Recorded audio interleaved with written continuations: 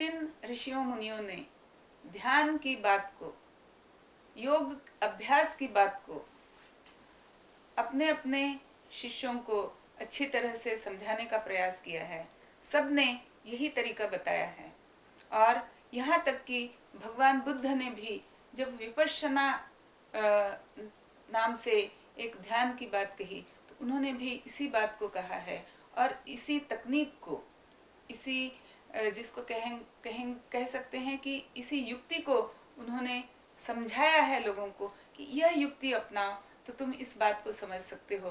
तो मित्रों, मैं एक छोटी सी बात यहाँ कहना चाहूंगी कि बाकी जो हमारे इंद्रिय हैं, आँख, नाक, जिह्वा, कान, इनकी बात थोड़ी देर के लिए छोड़ देते हैं। पहले हम आरंभ करते हैं त्वचा नामक इंद्रिय से। तो मित्रों, कभी ये प्रयोग आप करके देखना आधे घंटे 1 घंटे के लिए कि ध्यान लगाकर पालथी मारकर आराम से बैठ जाना, अपने मन में कोई भी विचार ना लाने देना और ये सोचना कि मेरे शरीर में कहाँ कहाँ क्या क्या स्फुरण उत्पन्न हो रहा है, मेरे शरीर का कौन सा अवयव है जो त्वचा के माध्यम से त्वचा में वो कुछ सुख पैदा कर रहा है। कहीं वेदना हो सकती है, कहीं एक रोमांच, सुख का अनुभव देने वाला रोमांच हो सकता है, कहीं कुछ ठंडा लग सकता है, कहीं कुछ गर्म लग सकता है। तो ये त्वचा पर जो अलग अलग भाव निर्माण होते हैं शांत चित्त होकर के बैठने से, उस त्वचा के जो कहीं कहीं पर किसी किसी बिंदु पर आप में, आपके शरीर में ये भाव उत्पन्न होंगे, इनको पहचानना सीखिए। और जब हम इन्हें पहचानने लगेंगे और यह भी सोचते रहेंगे कि यह तो हमें भगवान ने बता दिया कि यह तो अनित्य हैं, ये जैसे आएंगे वैसे जाएंगे भी, ये नित्य हमारे साथ रहने वाले नहीं हैं, तो उन्हें मैं सहना सीखूं। कहीं खुजली हो रही है, आप ध्यान में बैठे हैं, अगर आपने हाथ वहां ले आए और खुजला दिया तो वह ध्यान नहीं है। अगर वहां खुजली भी हो रही है, उसे सहना सीखो। वहां अच्छा भी लग रहा है, उसे भी सहना सीखो और ये बात मन में रखो कि ये अनित्य है, ये जाने वाला है। दुख रहा है तब भी समझो कि यह भी जाने वाला है। तो अगर इस प्रकार का अभ्यास हम थोड़ी थोड़ी समय के लिए रोजाना, हर रोज, प्रतिदिन हम अगर करते रहेंगे तो आप देखेंगे कि आपके मन में एक शांत चित्तता का भाव निर्माण होता है और जो आपको बहुत संबल देता है। तो इसी भाव को यहाँ पर भगवान बता रहे हैं कि मात्रा स्पर्शास्तु कौन्तेय शीतोष्ण सुख दुःखदाः आगमा पाइनो नित्यास्तां स्थितिक्षस्व भारत। हे भारत, हे अर्जुन, उन्हें तुम छोड़ना सीखो, उनको भुला देना सीखो, उनको सहन करना सीखो, उनके मोह में मत पड़ो। और जब मैं आपको बता रही हूँ दोस्तों कि जब आप इस तरह का प्रयोग करके देखेंगे और देखेंगे कि आप अपने त्वचा में उत्पन्न होने वाले भावों को आप धैर्य पूर्वक उन्हें आप सहना सीख लोगे, तब धीरे धीरे आप अपने दूसरे इंद्रियों की ओर भी बढ़ सकते हैं। कान में कोई शब्द सुनाई दिया, किसी ने आपकी बहुत वाहवाही कर दी, मन में एक क्षण के लिए सुख बोध उत्पन्न हुआ, लेकिन दूसरे ही क्षण आपके मन ने यह कहा नहीं, यह भी अनित्य है, इसे सह लो और छोड़ करके आगे बढ़ जाओ। किसी ने निंदा कर दी, आपके मन ने कह दिया यह दुख का भाव है, लेकिन मैं इसे भी सह सकता हूँ, इसे छोड़कर मैं आगे बढ़ सकता हूँ। तो आप एक के बाद एक इंद्रियों के विषय से आप परे हटते चलेंगे, उनसे आप ऊंचे उठते चलेंगे और फिर आप शांत चित्त हो जाएंगे और फिर उनको सहने की आपको शक्ति आ जाएगी। ये एक बहुत गूढ़ बात इस छोटे से श्लोक में भगवान ने हमसे कही है। इसे हम बार बार याद रखेंगे, बार बार दोहराएंगे, बार बार इसका अभ्यास करेंगे। इसी सदिच्छा के साथ मैं आज यहाँ विराम लेती हूँ। नमस्ते। मुझे ये नहीं पता कि ऐसे में वो बाल कैसे हैं। अच्छे लग रहे हैं। ठीक है, रेडी मैम, स्टार्ट। मित्रों नमस्कार। हम आज फिर चर्चा करेंगे भगवद गीता के दूसरे अध्याय की। और जैसा मैंने बताया, एक बहुत गूढ़ श्लोक जो श्री कृष्ण ने अर्जुन से कहा, वह श्लोक और उसका अगला श्लोक वह भी उतने ही गूढ़ अर्थ से भरा हुआ है। हम दोनों श्लोकों को एक बार फिर से दोहराते हैं। भगवान श्री कृष्ण अर्जुन से कहते हैं, मात्रा स्पर्शास्तु कौन्तेय शीतोष्ण सुख दुःखदाः आगमापायिनो नित्यास्तांस्तितिक्षस्व भारत। यं हिनं व्यथयन्त्येते पुरुषं पुरुषर्षभ समदुःखसुखं धीरं सोऽमृतत्वाय कल्पते। तो ये जो दूसरा श्लोक है, इस दूसरे श्लोक में भगवान कहते हैं कि हे अर्जुन, हे पुरुषर्षभ, हे पुरुषों में श्रेष्ठ, हे धनुर्धारी अर्जुन, सुनो, मैं क्या कह रहा हूँ इसे गौर से समझो। भगवान कहते हैं कि यह जो सुख और दुख, जो मात्राओं के विषय के स्पर्श से हमारे इंद्रियां जब अपने विषय वस्तु से स्पर्श करती हैं, उनसे संसर्ग में आती हैं और वो जो शीत और उष्ण भाव पैदा करती हैं, सुख और दुख का भाव हमारे अंदर पैदा करती हैं, उस भाव से जो भी धीर पुरुष मुक्त हो जाता है, उन्हें सहना सीख लेता है, तो उसका आगे क्या होता है, वह सह करके वो सहना सीख लेने के बाद आगे वह किस चीज को प्राप्त करता है। तो श्री कृष्ण कहते हैं अमृतत्वाय कल्पते, वह अमृतत्व को प्राप्त होता है। तो यह अमृतत्व को प्राप्त होना, ये भी एक बहुत गूढ़ बात है।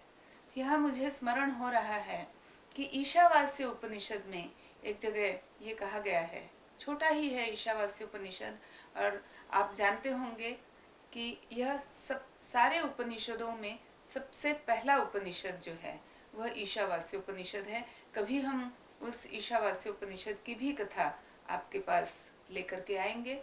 वहाँ का एक श्लोक मैं आपको इस प्रसंग के माध्यम से उसका मैं आपको स्मरण देना चाहती हूँ या परिचय करवाना चाहती हूँ। वह श्लोक ये कहता है, विद्यांचा विद्यांच यस्तद्वेदो भयं सह अविद्यया मृत्युम तीर्त्वा विद्यामृतमश्नुते।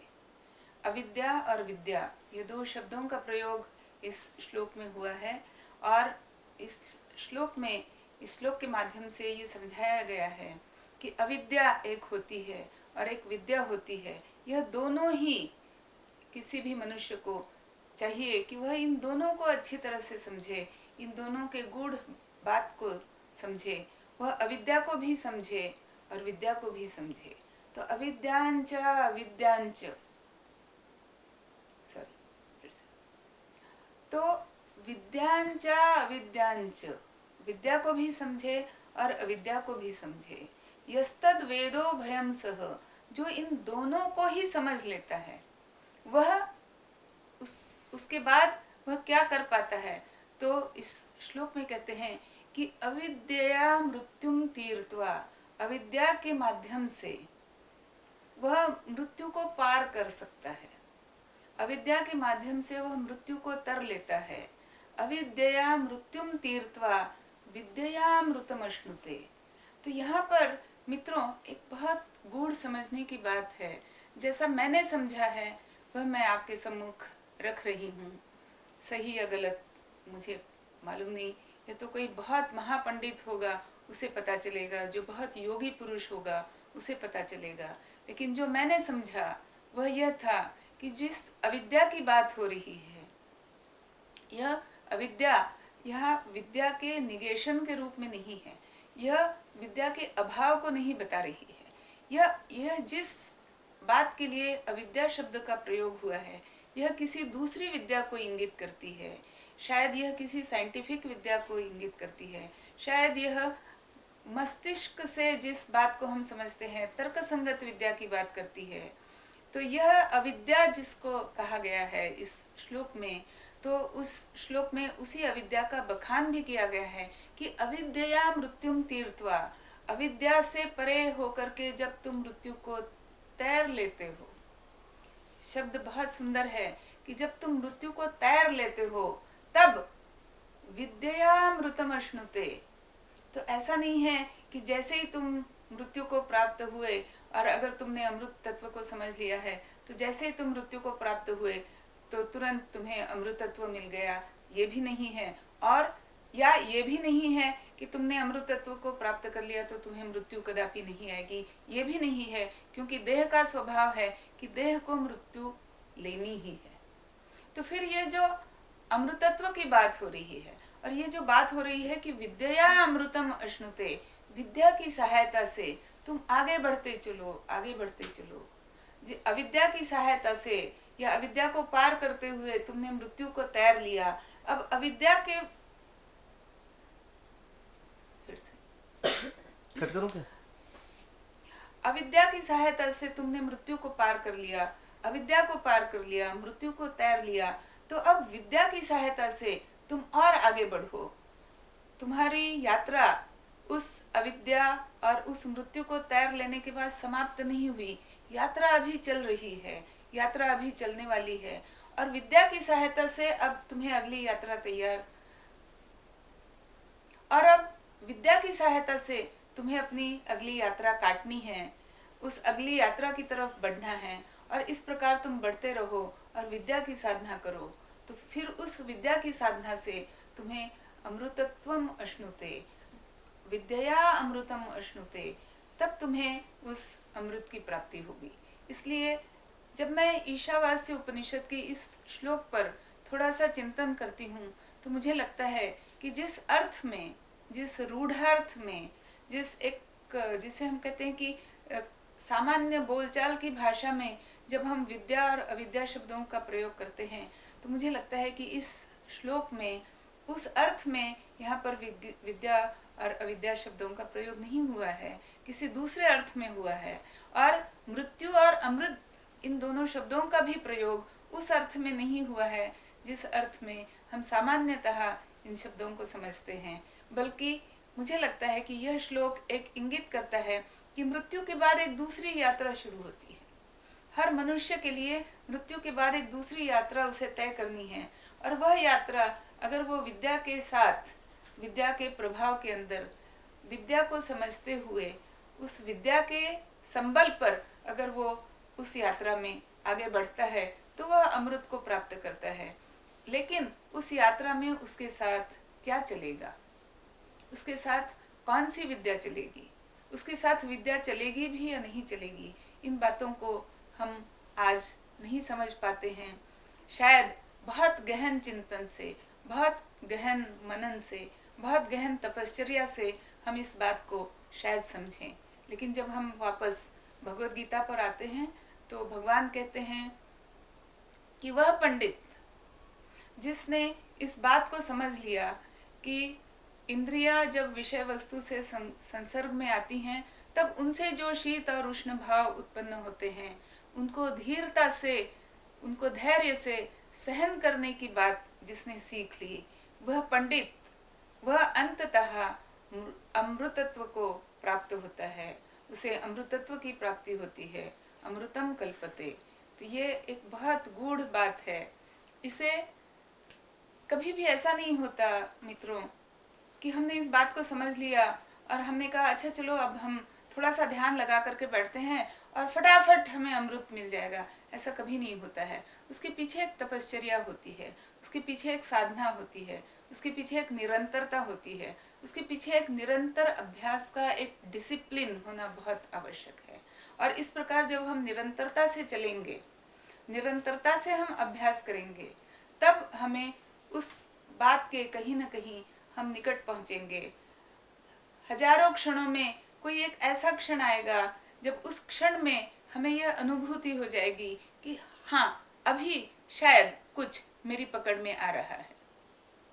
मित्रों, मैं एक बहुत सूक्ष्म बात बताना चाहूंगी उन लोगों के लिए जिन्होंने स्कूल में, कॉलेज में थोड़ा सा साइंस पढ़ा है, जिन्होंने स्कूल में, कॉलेज में थोड़ा सा माइक्रोस्कोप के साथ खेला है या टेलीस्कोप के साथ खेला है। तो जब हम माइक्रोस्कोप में जब हम एक छोटी सी सूक्ष्म सी वस्तु को जब हम देख रहे होते हैं तो नीचे प्लेट पर उस वस्तु को रख दिया और ऊपर से माइक्रोस्कोप को हम फोकस करने की कोशिश कर रहे हैं। वो फोकस कर रहे हैं, वस्तु हमें दिख नहीं रही, नीचे की प्लेट धुंधली दिख रही है। और अचानक वह क्षण आता है जबकि हमारा माइक्रोस्कोप बिल्कुल अच्छी तरह से फोकस हो जाता है और हमें खट से वह वस्तु पूर्ण स्पष्टता से दिखने लगती है। तो वह जो क्षण है, वह जब हम निरंतर प्रयास करते रहे हैं, माइक्रोस्कोप को ऊपर नीचे कर रहे हैं, उसकी लेंस को हम फोकस करने की कोशिश कर रहे हैं, लेंस को एडजस्ट कर रहे हैं, और ऐसे समय में अचानक वह क्षण पकड़ में आता है जब हमें नीचे रखी हुई, प्लेट पर रखी हुई वस्तु बड़ी स्पष्टता से दिखती है। यह प्रयोग जिस किसी ने किया है वह उस प्रयोग का स्मरण करे और ये याद करे कि जब वह वस्तु उसे दिखी थी माइक्रोस्कोप में, पूर्णतः फोकस होकर के एकदम स्पष्ट रूप से दिखी थी, तो उसे कितनी खुशी हुई थी। मुझे याद आता है कि मुझे कितनी खुशी हुई थी जब मैं 10वीं या 11वीं कक्षा में इस प्रयोग को करके मैं देख रही थी, और जब मुझे वह माइक्रोस्कोप में वह चीज स्पष्टता से दिखी तो मुझे कितना आनंद हुआ था। तो मुझे लगता है कि जब हम इन दोनों श्लोकों का विचार करते हैं तो हम अगर बहुत काल तक हम मनन करते रहें, बहुत काल तक अगर हम चिंतन करते रहें, निरंतर अभ्यास के साथ हम इस बात का चिंतन करते रहें कि वह अविद्या क्या है, वह विद्या क्या है, वह मृत्यु क्या है, वह अमृतत्व क्या है, और इन्हें पाने के लिए केवल चिंतन या मनन पर्याप्त नहीं है। मित्रों, जैसा अर्जुन को बताया श्री कृष्ण ने, उस चिंतन और मनन के साथ साथ वह शरीर के अंदर, मन के अंदर वह धीरता भी होनी आवश्यक है, जब हम सारे विषय वस्तुओं को एक भाव से, समभाव से हम ले सकें, ना उनसे हम सुखी हों ना उनसे हम दुखी हों। तो जब इस भाव से हम निरंतर अभ्यास करते रहेंगे तो कभी न कभी खटाक से वह क्षण भी आ जाएगा जब हम स्पष्टता से इस बात को समझेंगे कि मृत्यु क्या है और अमृत क्या है। मित्रों, मुझे तो नहीं लगता कि वह बात मेरी समझ में आई है, लेकिन मुझे वह माइक्रोस्कोप वाला दिन, वह प्रयोग का दिन मुझे हमेशा याद आता है जब भी मैं इन दोनों श्लोकों के साथ बैठती हूँ, और मुझे यह आभास होता है, मुझे यह आशा उत्पन्न होती है, और मैं बड़ी आशान्वित होती हूँ कि किसी न किसी दिन, जैसे उस बात को उस दिन छोटी उम्र में मैंने स्पष्टता से देख लिया था, उसी तरह से किसी दिन इस ज्ञान को भी, इस अमृतत्व के ज्ञान को भी मैं स्पष्टता से देख पाऊंगी। यही आज विचार, यही आशा, यही उल्लास मन में लिए हुए मैं अपना प्रयास जारी रखती हूँ। मुझे आशा है कि आप भी इस प्रकार का प्रयास करने की चेष्टा करेंगे। कभी न कभी फिर वो दिन भी आ जाएगा जब सारी बातें स्पष्ट हो जाएंगी। उस दिन का हम इंतजार करेंगे, प्रतीक्षा करेंगे। मैं तो कर रही हूँ, शायद आप भी इस प्रतीक्षा में लग जाएं। इसी शुभेच्छा के साथ मैं आज यहीं रुक रही हूँ।